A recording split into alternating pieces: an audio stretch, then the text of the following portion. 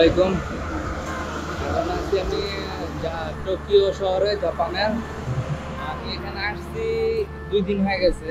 তো আমি 2 দিনের একদিন পুরো ঘুমায় কাটাইছি।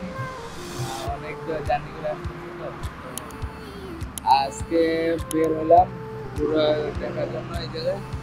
আমি আসছি আমার যে রুমটা ঠিক এই বরাবর, ওই যে গাছগুলো দেখা যেতেছে না, ওটার পাশেই আমার হোটেল। জায়গাটা অনেক সুন্দরী, তবে এটা টোকিও সেন্টারের থেকে প্রায় 15-20 কিলোমিটার দূরে। তো যে দেখা যেতেছে টোকিও টাওয়ার। দেখি আজকে কতটুকু ঘোরা যায়।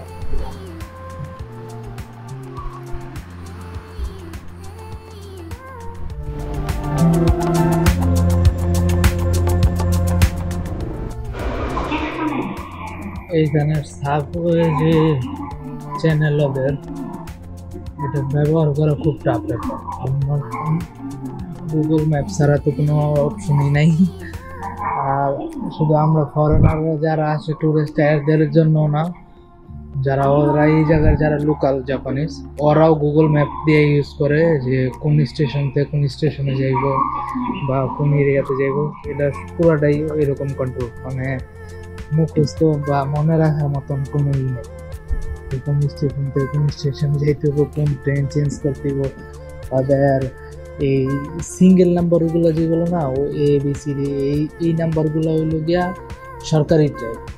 আর এই পাশে যেটিগুলো এই যে ডাবল অক্ষরের TS JJ KS, এগুলো হলো প্রাইভেট লাইন। ওদের এই জায়গায় প্রায় 100-এর উপর 100-র উপরও প্রায় আছে আপনারা ট্রেন কোম্পানি, যেটা আমাদের দেশের এরকম বাসের কোম্পানি আছে না, বিভিন্ন রকমের বাস কোম্পানি। তো ওদের এই জায়গায় এরকম বিভিন্ন রকমের ট্রেন কোম্পানি, কিছু আছে প্রাইভেট, কিছু আছে সরকারি। আমি যেটা এই যে সাবওয়ে যেটা সরকারি, যেটা ওটা 3 দিনের পাস করেছি।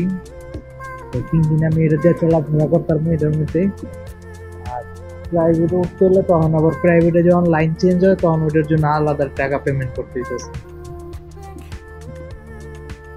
এই জায়গার সমস্যা হলো আজকে 3 দিন যাবত আমি কোনো দিশা পাইতেছি না যে কিভাবে কোন জায়গায় ঘুরতে হইব, কিভাবে না করতে হইব বুঝতে পারতেছি না।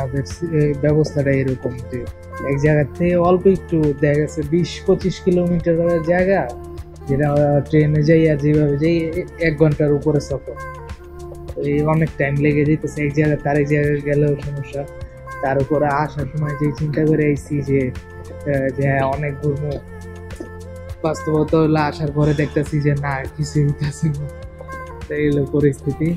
তাই এখন যাইতেছি সেন্টারে, ওই আপনার একটা জংশন এরিয়াতে। ওই জায়গায় যাওয়ার পরে দেখা যাবে কি হয়।